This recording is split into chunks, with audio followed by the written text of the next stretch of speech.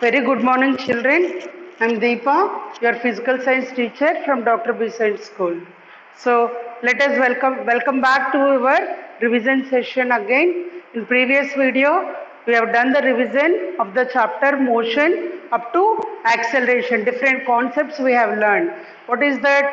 Relative, and how motion and relative are interlinked with each other, and distance, displacement, speed, velocity, average velocity, uniform motion, non-uniform motion, acceleration, deceleration, uniform acceleration. All these concepts we have learned, isn't it? Now, today's session we are going to do the revision on equations of uniform accelerated motion. Mainly three equations we have learnt here. Suppose let us consider the motion of a object along a straight line. Suppose let us consider an object which is moving in a straight line in this direction at a time t equal to 0 seconds with initial velocity u. Okay, and it has travelled a certain distance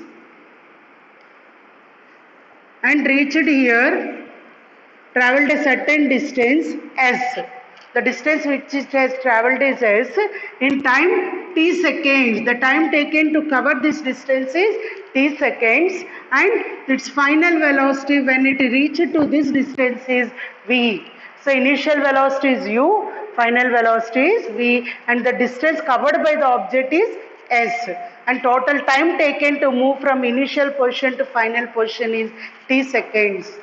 Clear, children? And according to the definition of our uniform acceleration, what is that? Acceleration equal to change in velocity by time taken. Here, how much change in the velocity? How much change? Yes, final velocity minus initial velocity. Change in velocity here is final velocity minus initial velocity. Final velocity is v and initial velocity is u. So a equal to v minus u by time taken is t. So a equal to v minus u by t. Am I clear? Now send this by t that side. It will become into t. At equal to v minus u. Minus u send this side plus u. So u plus at equal to v. So our first equation is v equal to u plus at. The first equation is v equal to u plus at. V is the final velocity, u is the initial velocity, a is the acceleration of the body, and t is the time taken. Am I clear, children? Right. Now, since the acceleration of the body is constant, average velocity, here how many velocities are there, children? Yes, there are two velocities. What are they? Initial velocity and final velocity. How do we find average for anything? Sum of the quantities by number of quantities. Here the sum of two velocities, that is v plus u, by how many? 2. So according to our mathematical formula, we will find average like this.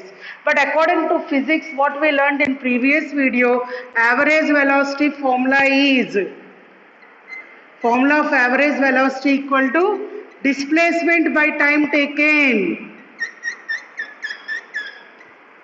According to the formula, displacement by time taken, isn't it? So average velocity equal to s by t. Displacement is represented with s and time taken with t, isn't it? So this is also average velocity, this is also average velocity. Equate this both. V plus u by 2 equal to s by t. Am I clear, children? Now, but v equal to what you got according to our first equation? V equal to u plus at. So in place of v, substitute this one. What you will get? U plus at plus u by 2 equal to s by t.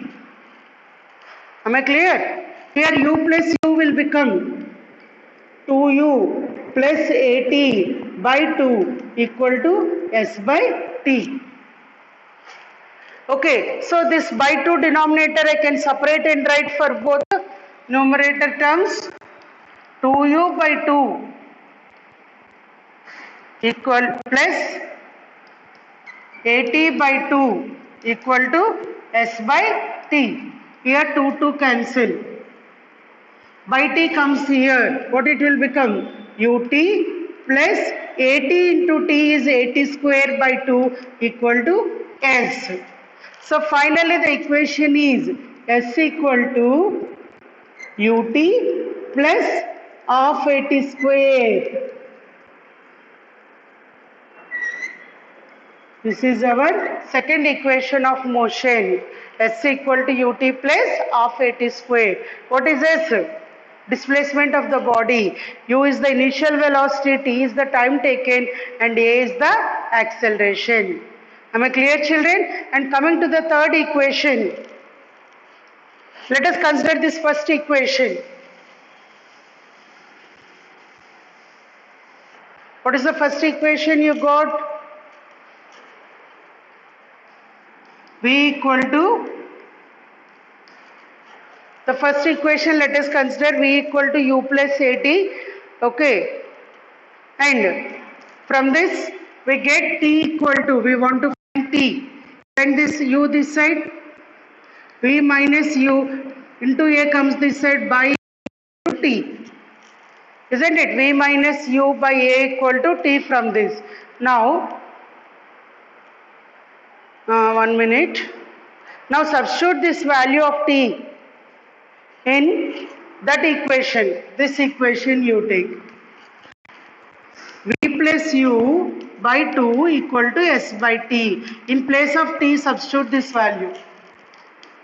V plus U by 2, first send in by T this side, into T equal to S. But in place of T, what you will write? V plus U by 2 into T minus U by A equal to S. Here both the denominators V plus U into V minus U. A plus B into A minus B equal to A square minus B square. So what it will become? V square minus U square. By 2A goes that side into 2A. So V square minus U square equal to 2AS. This is our third equation. So three equations of motions. First one is V equal to U plus AT, second one S equal to UT plus half AT square, and third one is V equal to U plus AT. Am I clear, children? These are our equations of uniform accelerated motion.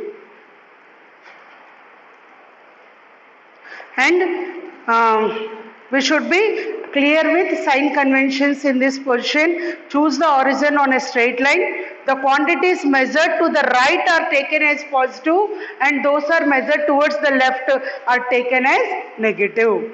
Okay? And also expressing the displacement with proper sign is important. Displacement is positive while measured along the positive direction, and is negative while measured along the negative direction. And the last topic of this chapter is he gave a small lab activity. Just we should take a long plastic U-type flat electrical wire casing channel of length nearly 200 centimeters, and we will use it as a track and place one end of the track on a book and the other end on the floor, and keep the steel plate at the bottom of the track which is on the floor. Okay, and consider the reading at the bottom of the track to be 0. We will start from bottom 0, 1, 2, 3, 4 like that up to 200. Okay, and take a marble having adequate size to travel in the track freely. You will take a marble and place on the track at different distances. Okay, suppose first I kept at 20 centimeters distance the marble. Okay, once you leave the marble, immediately on the stopwatch, the marble will travel down, and when it reaches down, it will fall on the steel plate and make a sound. When that sound is, you resent that sound, immediately off the stopwatch and note down the time here in the table. So here distance S will be 20 centimeters when I have kept at 20 centimeters. So 3 time intervals you should do. First time T1, again repeat the activity by keeping the marble at 20 centimeters and again find the time T2, again like that 3 times you will do, because any time maybe mistake will come. So you will take the average of all the 3 times and finally you will do 2s by t square. Am I clear, children? Now change the distance from 20 to 30 centimeters. Again do it. Again change the distance. Like that you do for some 4 or 5 readings. Okay, children? And what you will find finally is the last column 2s by t square will remain constant. Am I clear? This is our activity. This is our chapter motion. I hope I am clear, children. Right. Now, shall we start our second chapter revision? Tell me, what is our second chapter? Yes, our second chapter is laws of motion.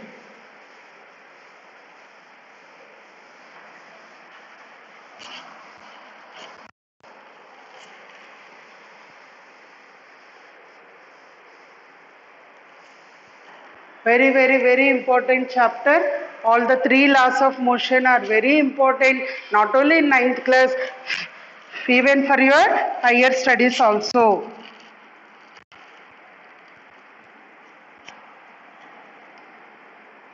Laws of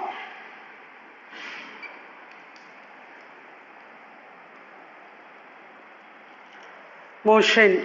Our second chapter revision we shall start.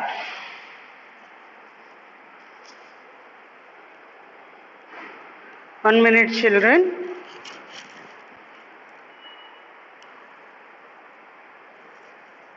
Okay. So coming to this laws of motion, we have learnt about 3 scientists here. The first one is Aristotle, who is the great philosopher of the time, and he concluded that natural state of an earthly object is to be at rest, and he thought that the object at rest requires no explanation, as any moving body naturally comes to rest. Who told this? Aristotle. So according to Aristotle,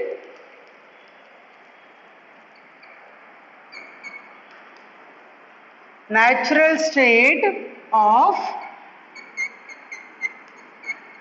any object will be only rest.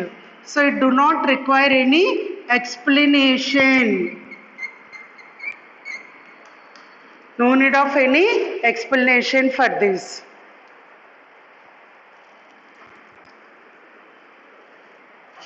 Okay, but another scientist, Galileo Galilei,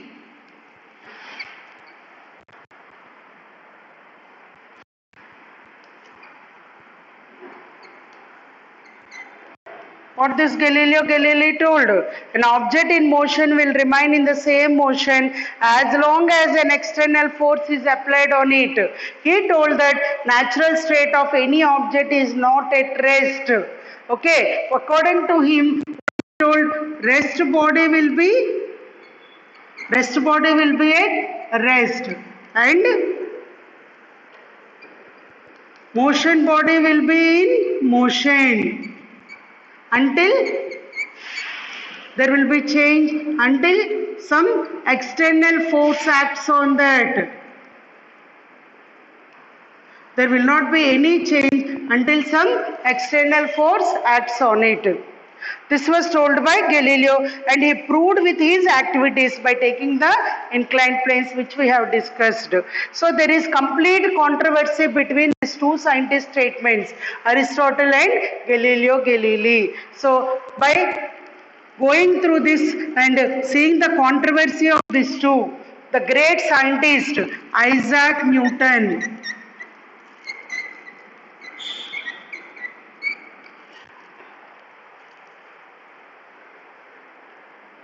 so Galileo,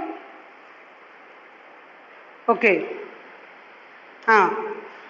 So Isaac Newton proposed three fundamental laws which explains the connection between force and a change in motion. So basing on these three controversies, Isaac Newton gave three fundamental laws of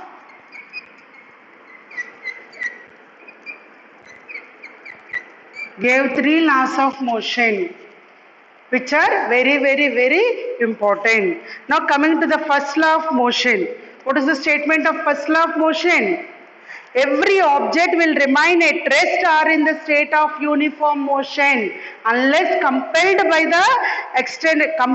change its state by the action of a net force. Net force means the total force acting on the body.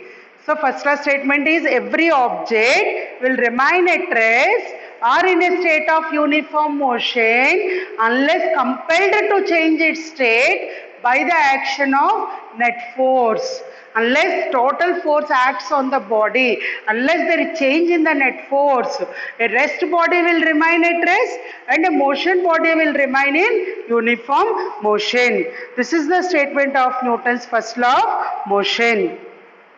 To understand that, he has given the activities. See the bottle, narrow mouthed bottle and a circular ring, wooden ring, and on that a cap is placed, and sharply hold the ring and drag the ring. The cap will fall exactly into the bottle because the cap do not want to change its position. It want to remain in the state of rest. So it will go enter down like this. Clear? In the same way here, caroms.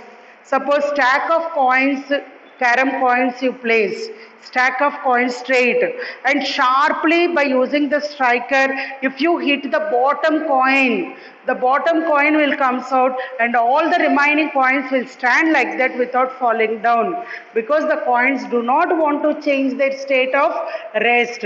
They want to remain in their same state.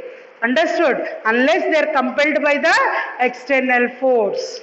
This is what called as inertia. What is it called? Inertia. What is meant by inertia? Not accepting the change. Inertia means not accepting the change. Okay. Rest body want to be in rest and motion body want to be in motion. That is what inertia. And there are two types of inertia here. We learned. One is static inertia and the other one is dynamic inertia. Two types of inertias. So the two examples what we learned now, the carom strikers, carom coins, pile of coins arranged straight, they will stand like that. That is what called as static inertia. Means, see here,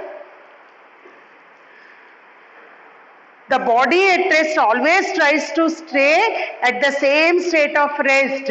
It does not accept any change in its position until some force acts on it. This property is known as static inertia. And the body which is in motion always tries to move in the same direction until some force acts on it. This property is known as dynamic inertia. Rest body want to remain in the state of rest only. This property is static inertia until some external force acts on it.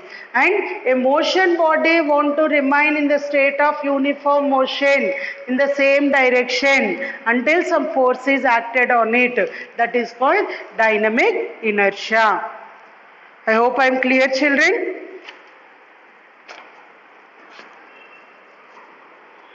So that explanation is given in your textbook. Next, activity 3. Inertia depends on what? Two wooden blocks are taken. One is with large mass and one is with less mass. More mass and less mass. So keeping the scale, just apply the same force on both the sides, both the wooden blocks, and push them. Will both move to the same distance? No. Which will go to the more distance? The smaller block will go to the more distance, whereas the larger block will move only a less distance. Even though the force applied on them is same. Why? Because the larger mass block not accepting the change quickly like the smaller mass block.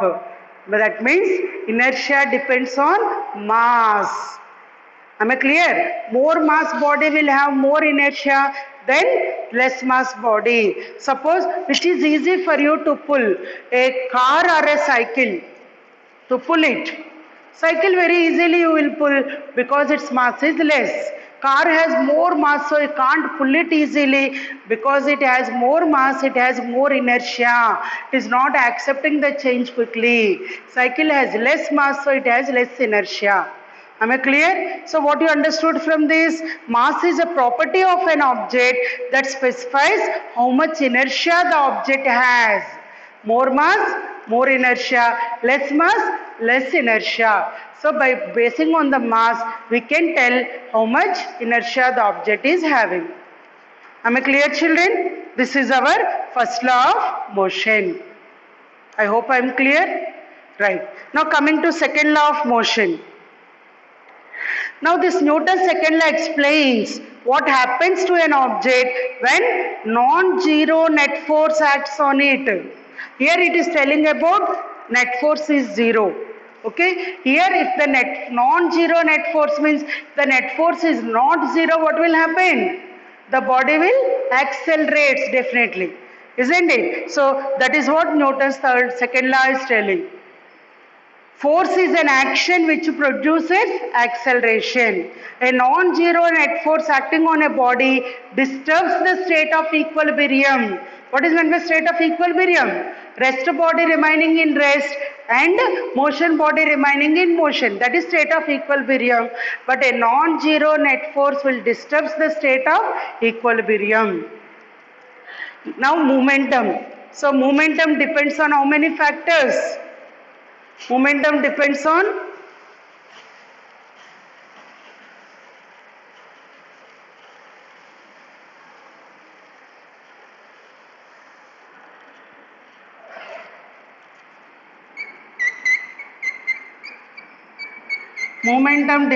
two factors. What is that? Mass and velocity. Momentum of any body depends on mass and velocity, which momentum is represented with P, which is the product of mass and velocity. So the formula is P equal to mv. Am I clear, children? And the unit of this momentum is SI unit of mass is kg and SI unit of velocity is meter per second. So kg meter per second is the SI unit of momentum. Kg meter per second, which can also be written as Newton second. Kg meter per second or sorry children, kg meter per second or Newton second. Okay children, you understood?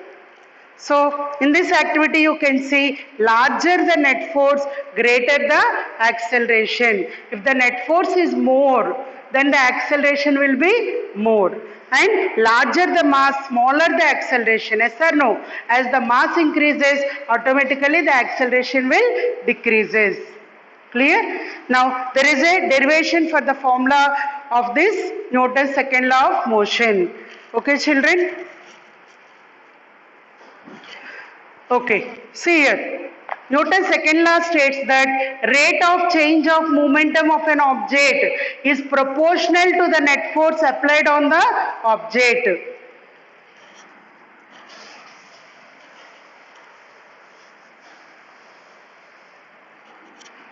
Rate of change of momentum of an object is proportional to the net force applied on the object. Net force F net proportional to rate of change of momentum. Change is represented with delta P by rate means time. So F net is proportional to delta P by delta T. And whenever there is proportional, definitely there will be proportionality constraint. And when we consider proportionality constraint, we should use equal to. So F net equal to K into delta P by delta T, where here K is proportionality constraint. And we consider the K such a unit that K value will become equal to 1. We have taken the units of k in such a way which its value will be equal to 1, k equal to 1.